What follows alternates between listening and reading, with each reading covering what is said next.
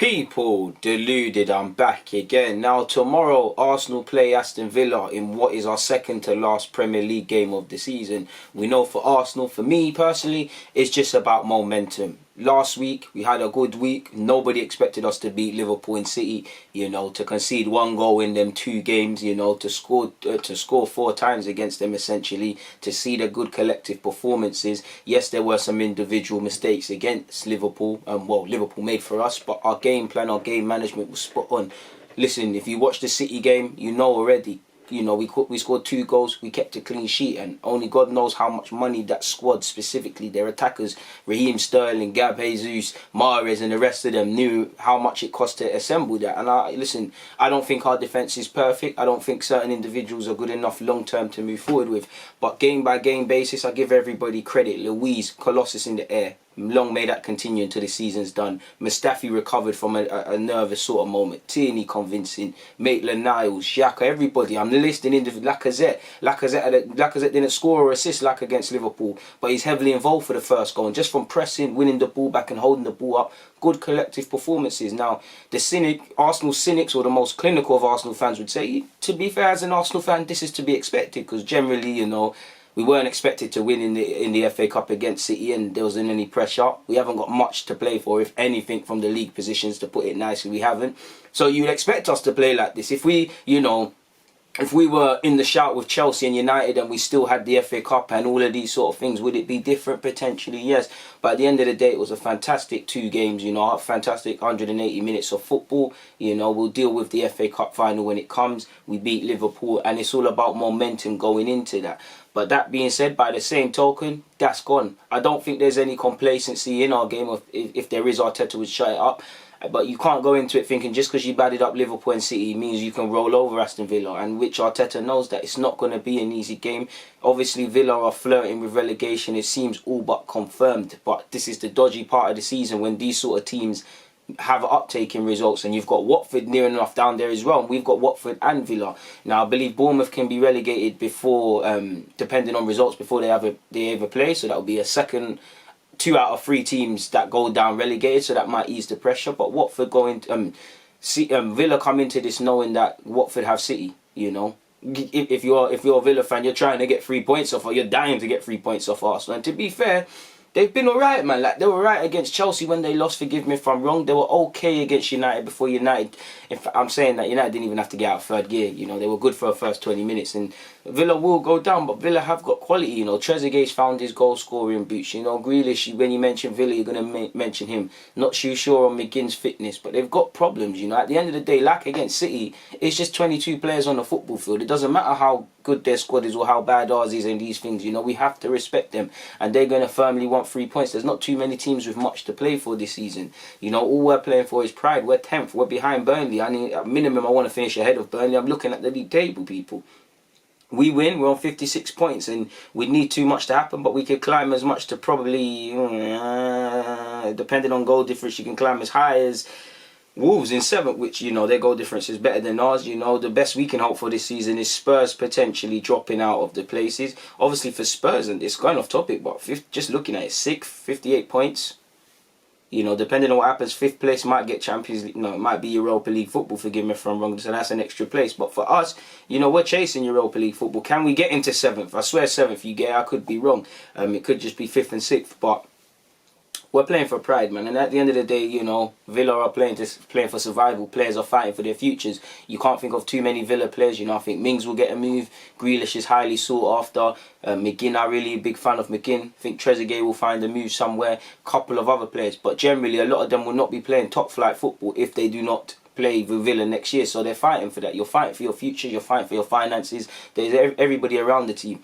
And from Villa, I ain't got the results to hand, but there's been a couple of times they've lost and I felt they're unlucky. So they have got enough to trouble us, people. Like I said, we can't go into it with any arrogance. In the same way we had to go against City and think, 22 men on the football field, forget how good they are and how well paid and how well renowned and sought after these players might be. Go and have a go. If I'm Villa, I'm doing that same thing, people. And like I said, people are fighting for their future, so we have to be careful, people. I mean, looking at the relegation table, we all know Norwich is gone. They've lost their last 5. Bournemouth on 31 points. They could go down before they've even kicked a ball this week, depending on results. Villa are on 31, Watford are on 34. So both, you know, Watford are probably hoping for us to do them a favour. Villa are hoping City do them a favour. And for Villa, you know, let me check who they've got in their last 2 games, because I know Watford's. But let's look at Aston Villa's, people, which I should have to hand. In fact, I'm bugging out, man. I got this to hand. Right, boy. So you know they've got West Ham and they've got us. So West Ham on the last day of the season, you know, it can be done, you know. It is feasible to believe they could grab 4 to 6 points. Equally, they could grab none. It's down to Villa to seize that future. And if I'm Dean Smith or whoever is in charge of Villa or whoever's coaching Villa, I would sit there and say, listen, seize your destiny. If you're going down, go down fighting. On one hand, we could get no points this week. On the other hand, we could secure safety. What side of history do you want to be on? Do you want to be part of this Villa team with the great escape, or do you want to be a yo-yo part of the Villa side, which was a yo-yo squad and's gone back down? And to be fair, you know, like I said, man, they drew against Everton, a last-minute Walcott goal. I say last-minute, weren't really. Villa beat Palace 2-0. They lost 3-0 to United, where they didn't have to be out of third gear. You know, I feel Villa, they were kind of all over Liverpool when Liverpool beat them 2-0. But again, Liverpool didn't have to be at their best to beat them. They lost to Wolves. They've drawn with Newcastle. They lost 2-1 to Chelsea, which they gave them a battle. They drew with Sheffield, and obviously they got battered 4-0 against Leicester. And I feel sometimes they've been playing poor, but the performance has kind of been there. So there's a lot with us. It's probably a case of rotation, or who we rotate in and out, because games are coming thick and fast. I'm pretty sure Villa have 5 days rest on us. In fact, they do. They played Thursday, and now they're playing on the Tuesday. We obviously play on Sunday. There's got to be rotation. Like, I want to win games and play our strongest team, but realistically, there's got to be some sort of rotation. In a way, you saw us.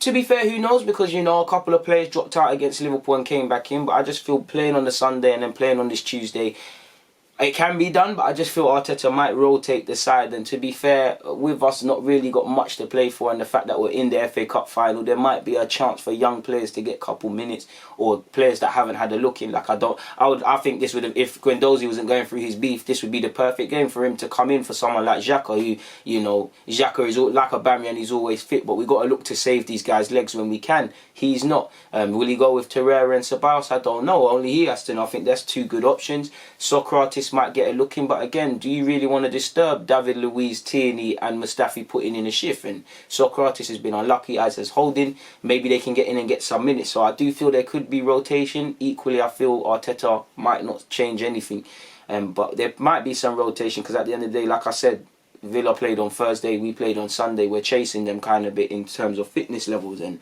you know, we played on the we played on the Saturday. I keep saying Sunday, apologies. We played on the Saturday. So you can imagine yesterday, which was Sunday, there was either a day off or a recovery session, you know, massages and gym work, maybe light training tactically. You know, today, Monday, they'll be in with a proper session, and there'll probably be a light session tomorrow at some point between meeting up at London Coley and travelling down to Birmingham to play Villa, if they're not doing that today.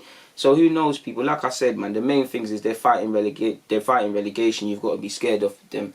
And I think Arsenal, we can be on 56 points if we win. I mean, this shows how woeful the season's actually been. I mean, you look at, apart from Liverpool and City, and even by their home standards, Liverpool might say we could have got 100 points or more. City definitely should be closer than 75 points.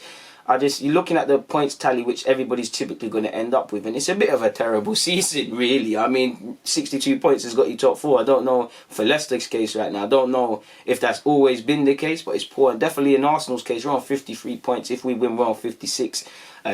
Terrible points tally. And I feel when I review this season, like we always do, and every fan, you know, we'd say if we did this, if we done that, you know, these draws catch up with you. These draws and dropping points from winning positions catch up with you. And, you know, we could say ifs or buts. You know, where would we be with them 21 points all season, 15 under Arteta? You know, 15 points takes us well into the top 4, to put it kindly, people. But like I said, man, it's not going to be an easy game. Villa have more to play for than we do. And if we carry on like that and play with that we've got bigger fish to fry, or we're thinking of August the 1st, they will punish you, because football's a psychological game. You can't afford to do that. With that being said, I think lastly, all there is to speak about is the lineup. And it's a difficult one. Obviously, Martinez is the easiest choice. There's no one else to go and go unless you're playing Matt Macy or something. So Martinez in goal. Centre halves, I do think there's a need for maybe Holding and Socrates to get a look in and get a couple minutes and save Louise and Mustafi. But at the same time, you know, we played on Saturday. It must be good again to go today, well, tomorrow. So I'd say Martinez in goal. Pardon me, I feel Rob Holding, David Luiz, Tierney, centre halves. Left back, go with Maitland-Niles again. He deserves a little run out again in that role. I was going to go with Saka, but I feel Maitland-Niles deserves a run out in that position. So I'm going to go with, like I said, Martinez. Let me do this again in case I got it wrong. I'd say Martinez in goal for me, people. David Luiz. Yeah, David Luiz. You know what? David Luiz, Holding, Tierney. Left back, Maitland-Niles. Right back, Cedric Suarez.